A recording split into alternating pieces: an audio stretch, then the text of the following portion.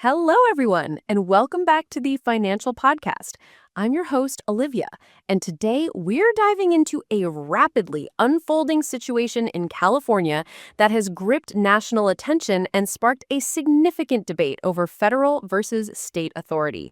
While our focus here is typically on markets and economic trends, understanding major societal and governmental shifts like this is absolutely crucial for appreciating the broader landscape that influences our financial futures. What's happening on the ground in Los Angeles right now is far more than just local news. It's a direct reflection of escalating tensions, and it's a story with many layers. This past weekend, the city of Los Angeles and surrounding communities became the focal point of intense unrest, ignited by a series of aggressive immigration enforcement operations carried out by federal authorities. These operations, often referred to as ICE raids, commenced on Friday, leading to a significant number of detentions.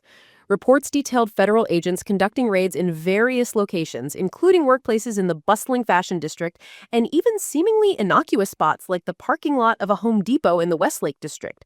These enforcement actions led to dozens of individuals being taken into custody, with some reports indicating hundreds of people, including children, were detained at the Edward Roybal Federal Building in downtown Los Angeles.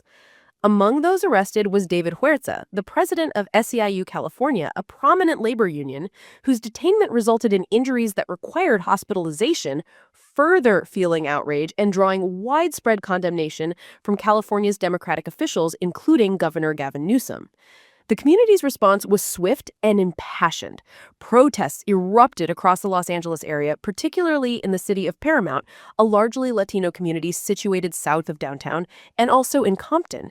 Demonstrators quickly gathered, expressing their anger and fear over the federal government's actions.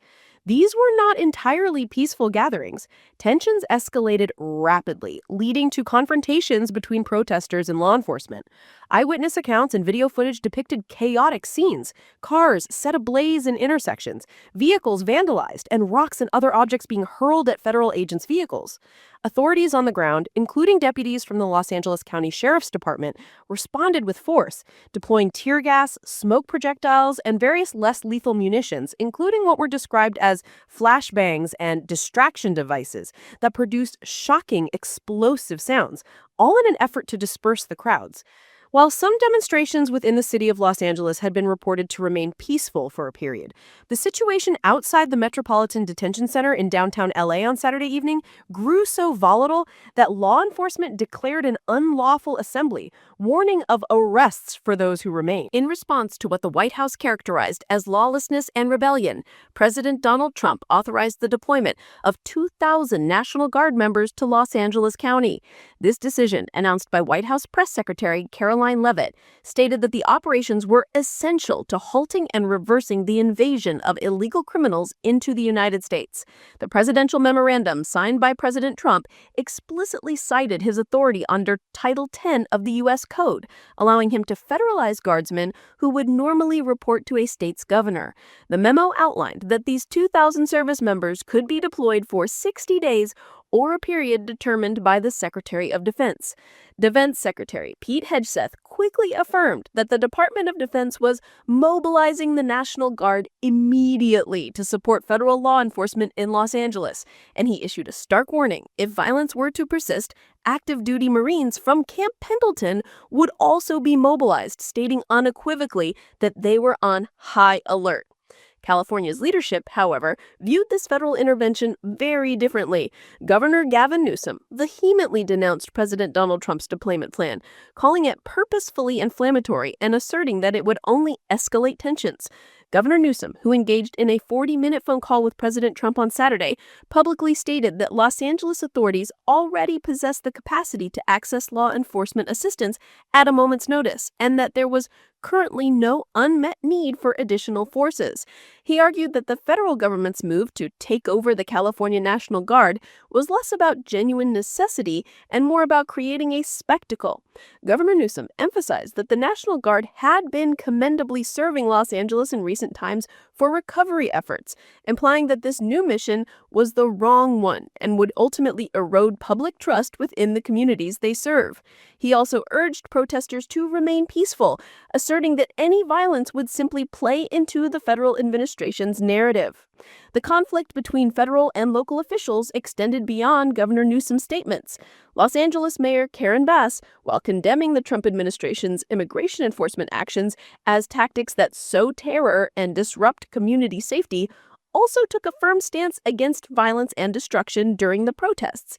She stressed that while peaceful protest is a fundamental right, violence and destruction are unacceptable and would be met with accountability. This dual message put her in a complex position, as some federal officials, including ICE Acting Director Todd Lyons, accused her of siding with chaos and lawlessness over law enforcement. Lyons criticized the LAPD, alleging that it took over 2 hours for their officers to respond to calls for aid from federal agents who were reportedly surrounded by over 1,000 protesters. But the LAPD disputed this claim, stating that their response was delayed not by inaction, but by significant traffic congestion, the sheer number of demonstrators, and crucially, by the fact that federal agents had already deployed chemical irritants into the crowd prior to their arrival, creating a hazardous environment. Both the LAPD and the mayor of Paramount, Peggy Lemons, criticized the federal government for a lack of coordination and communication before the raids, which they said exacerbated the chaos and fear in the communities. The rhetoric surrounding these events intensified, with various federal officials issuing strong warnings. White House border czar Tom Homan, who was reportedly in Los Angeles personally overseeing the operations, defended the president's decision, stating that the National Guard was being deployed to support law enforcement efforts and help protect public safety. He warned that impeding law enforcement efforts or damaging property would lead to prosecution, stressing a zero-tolerance policy.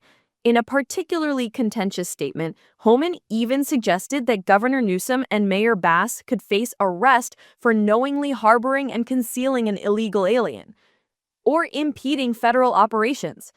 Vice President J.D. Vance weighed in, labeling the border crisis an invasion and criticizing foreign nationals with no legal right to be in the country for attacking law enforcement.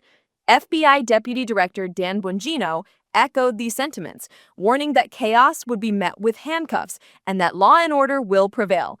This flurry of statements underscores the deep ideological divide and the high stakes involved in this unfolding federal-state confrontation. The situation remains fluid and highly charged, with communities grappling with fear and uncertainty, while the federal government asserts its authority to enforce immigration laws and quell unrest. The deployment of National Guard troops into Los Angeles, a major urban center and an immigrant stronghold, marks a significant escalation in the ongoing tensions between the Trump administration and California's progressive leadership. How this plays out and the potential for further escalation or de-escalation will undoubtedly have ripple effects, not just on the ground for the affected communities, but also in the broader political and, potentially, though less directly, the economic landscape. We will continue to monitor these developments closely as they reflect deep-seated issues that resonate far beyond the immediate headlines. Thank you for tuning in to the Financial Podcast. I'm Olivia, and I hope this provided you with a clearer picture of the complex events unfolding in Los Angeles. Stay safe, and we'll talk again soon.